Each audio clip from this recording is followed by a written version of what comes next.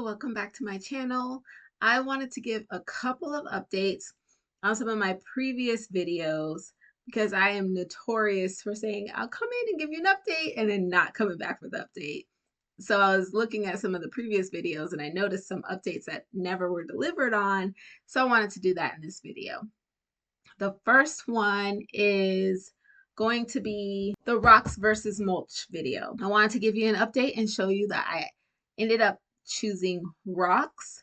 I still have a lot I want to do to my landscaping to make it look more uniform, but here are some videos of what my landscaping currently looks like with the rocks. I do like the rocks. I feel like it's a lot more manageable for me to take care of my landscaping in the front and along the side. Occasionally I have to pull up weeds, but I actually like pulling up the weeds. I thought about redoing it properly because this was a total DIY. My dad and I did this and we didn't put down the plastic first.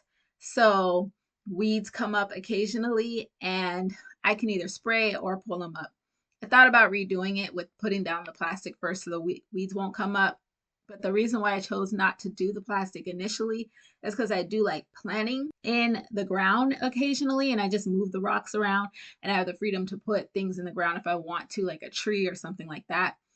And the reason why I'm not going to redo it with the plastic is because I discovered that it's satisfying for me to pull up the weeds occasionally. I know it's so weird, but I actually like doing it. So that's where we're at with that right now. The second thing that I said I was going to come up in an update on was the dating story from the rocks versus mulch video. So what happened was that company never called me back. The one attached to the weird story about the guy that was kind of I was flirting with in that video. So I ended up getting my rocks from Home Depot, which I actually found exactly what I was looking for at Home Depot. When I did that video, they didn't have these Imperial rocks at Home Depot, but when my dad visited and we went to go look for rocks, I saw those. I was like, that's exactly what I was looking for. So I didn't have to make a makeshift out of what was around. Like in the video, we kind of put something together and I was like, it sort of works, but it wasn't really what I wanted. I wanted some more gray tones, some earth tones, and like sort of like white or just the different tones. So they had exactly what I was looking for at Home Depot. So I ended up going with those. So yeah. And as far as dating, I'm 3 years now, have not entered the dating world. I know, crazy. I'm actually starting to think about it now, but I don't know how. I don't want to do online. I don't have the attention span for that. I don't really have any places I go. I live in an area that is like not there's not a whole lot of activity happening around here. There's not a whole lot of things to go to, like events or day parties or just a real social thing for singles. I don't live in that type of environment. There is a social scene about an hour south from me and an hour and 45 minutes north. So it would take a time and travel commitment for me to really get into getting in a social scene, which I really don't see myself doing either because I am still a single mom. On the weekends, I do spend a lot of time with my son and I'm also in school. So like having to do that traveling just to be on a social scene, I doubt I am going to be interested in doing that. So where to meet people? I have no idea. How to meet people? I don't know how it's going to happen. So I guess I'm just open to dating now, even though I'm not. Like, my phone is still dry. Nothing, nothing, nothing. So that's where I'm at. If I find anything else out, if I find any research, if I get any ideas, I will come in and do an update video about that. The next thing I wanted to talk about is if I ended up doing a housewarming party. I did a video about this. I didn't know if I wanted to do a housewarming party or not. I'm an introvert to the core. Just the idea of having a lot of people over at once, it's draining for me to like host events, even though I do like hosting and putting things together and things like that. I enjoy that. But then I always feel so drained afterwards. And when it's at your house, it's kind of like, okay, waiting for people to leave and then cleaning up and then making sure everybody's comfortable and running around and talking with the different people and from the different sectors of your life, and it's just a lot. So I really try to limit myself to one or two events at my house a year, and I don't regret it when I do it. I get nice pictures and memories from it, and it's an enjoyable experience when I do it. But it's just a lot. So with that said, I did not end up having a housewarming party. And I think I might regret that decision. I ended up putting up a flyer on Facebook for my birthday and including like a QR code for housewarming slash birthday gifts. And I got a couple of things. I didn't really get a whole lot of things, but there's still so many people that even in the area that have not been to my house. And I think it would have been nice to have a little housewarming party to celebrate this milestone in my life. Sometimes I really do get in my own way, but I do regret that decision. You only buy your first house once, and people are really excited for you when you purchase your first home. And people in my life knew how much I went through to get my home, how many sacrifices I made. I gave up my car for 2 years. I walked my son to school every single day and back in Florida in rain season, in storm season. It was a rough journey living without a car, humbling myself, saving, learning how to budget better, just so many things. My journey to get my credit back on track. And then my identity got stolen. And while I was in the home purchasing process, I had to keep on fighting stuff off my credit report before my second credit pull, because I was buying my house, I was building my house. So they pull my credit in the beginning to start building my house to see that I can get approved for financing, and then they pull your credit again at the end when your home is almost built to make sure that you're still at that same standing. And it was so stressful because my identity got stolen and things kept popping up on my credit report, and I was fighting to get those things off quickly before my second pull, which I have a video about that on my channel. If you ever have identity theft going on your credit report and you're in a similar situation where you need those things off quickly, you can get it done within 5 days. Each time I did this method, I got it done within 5 days. If you've ever been through that, check out that video. There's very helpful steps you can take to get things off your credit report very quickly if you're dealing with identity theft. But yeah, it was so stressful. And people close to me knew about all that. They were there. They held my hand. They listened to me cry. They heard my frustration. They heard the stress, all of that. And to not have an actual housewarming party to invite people to your home to show them physically what all the fruit of all of that, and invite people in to be a part of your journey, a part of the end result by seeing your home and celebrating you. And they also purchase you gifts for your housewarming. They see where it's going to go. They see what you're going to do at your house. It's kind of a big step. And being an introvert, not wanting to clean up and all that, I honestly regret that decision and wish I would have set all that aside and allowed for that to happen, because putting up a flyer on Facebook and putting up a virtual store for your housewarming, it's much more cold and removed and not as inviting and allowing for people to see how they're contributing to your celebration. And I don't think that people are as enthusiastic about purchasing you housewarming gifts when you do it that way. Now, it is a good idea because I did get gifts from people who are not local who were able to celebrate me by going in the store and purchasing me gifts and celebrating me that way, which I appreciated a lot. So in that respect, it's a good way to involve people that may not be able to come over to your home and celebrate. That's one of those once in a lifetime, go ahead and just have that housewarming party. Introvert friends, people who don't want to clean up, just have the housewarming party. Let people come over to your house. You'll be able to clean it up. It's worth it. And I regret not doing it. The next update I wanted to give is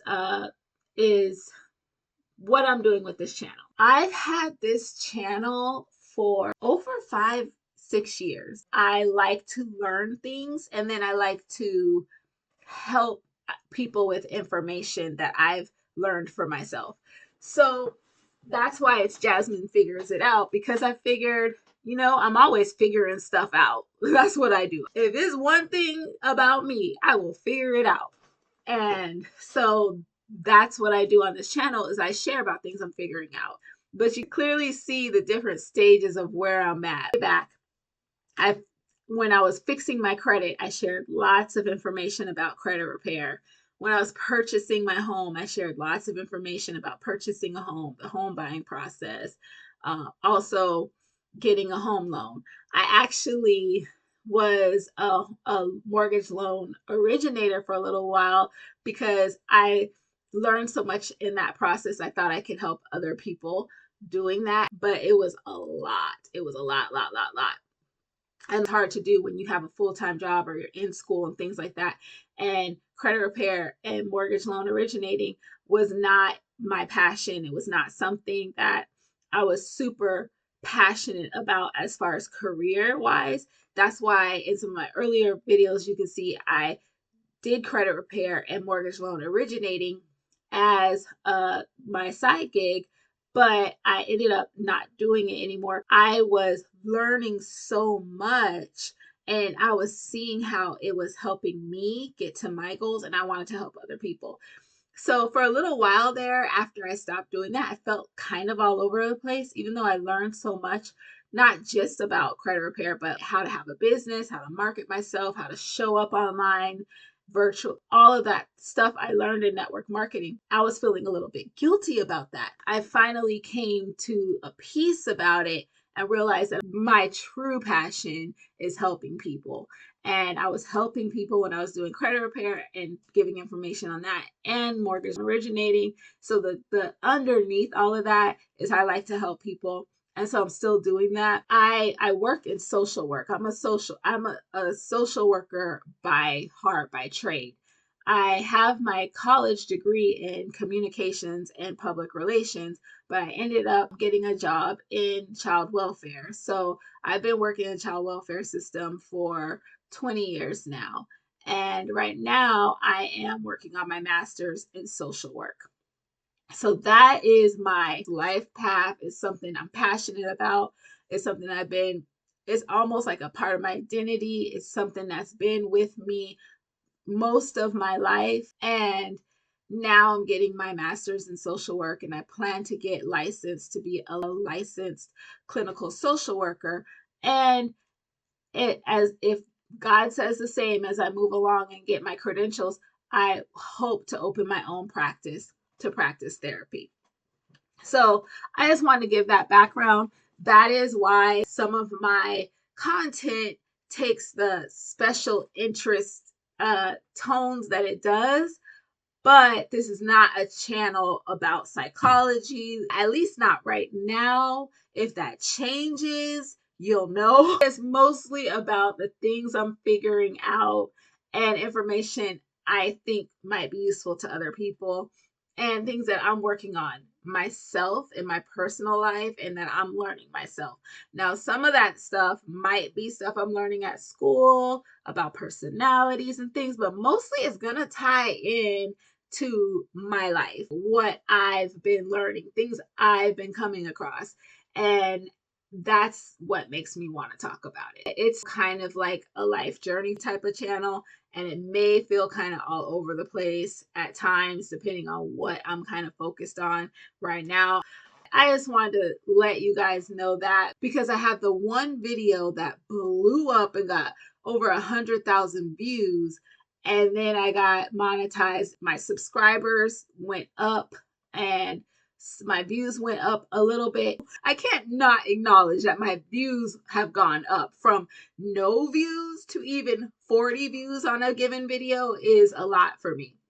But I don't want to put a pressure on myself to perform for that type of video that got lots of views, because if I do that, then I will not be in authenticity with myself, and I will be putting myself out of integrity. I will be making content for views and income versus making content about what's on my heart, what I'm actually experiencing, and passionate about learning and sharing. And I want to keep my focus there. And I've heard content creators talk about this where they have that one video that goes crazy and then they try to make content like that all the time so they can have the numbers and continue to grow their channel based on what they see is working for views.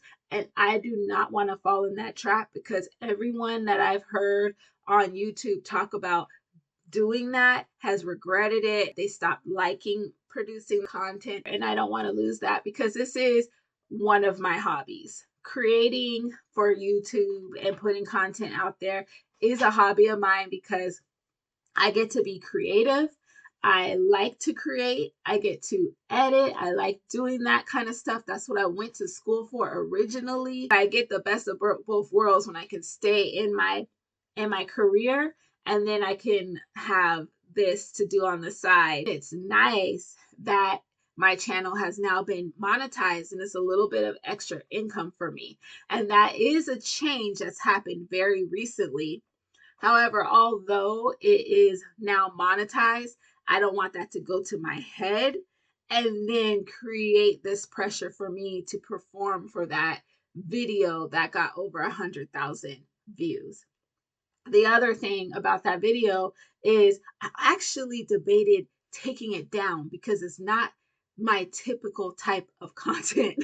It's not my typical tone. I was actually in frustration about having to separate from another friendship.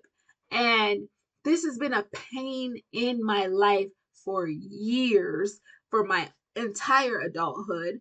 And it has a lot to do with my own trauma experience, how I'm showing up, how I have a difficulty with setting boundaries, how I see red flags and I discern that someone may not be a good fit for me because of our values are not matching. And I continue to go ahead and try to be friends with or in relationships with people like that. A lot of my recent videos have been talking about that experience and my experience of friendship breakups and being let down, or when I've acknowledged that I've been the problem in friendships. So that's been a lot of my recent videos, because that's also been a focus. My relational intelligence and my emotional intelligence has been a focus in my life right now. It's something I'm really, really, really focusing and working on, and my self-esteem.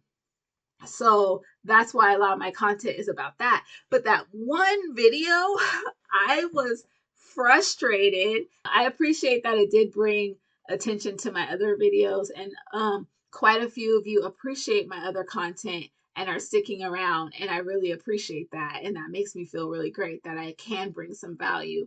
Even if that's just to a few, that's fine. I also acknowledge and can recognize that the algorithm likes that negativity. So the energy in that video caught like a wildfire, because there was a little bit of negative energy in it. So I understand that's what the algorithm likes. And I really do not want to get myself in a trap where I am making content like that and it's out of integrity with me, because that is not where I'm at most of the time. Most of the time, I'm just really trying to learn from my mistakes.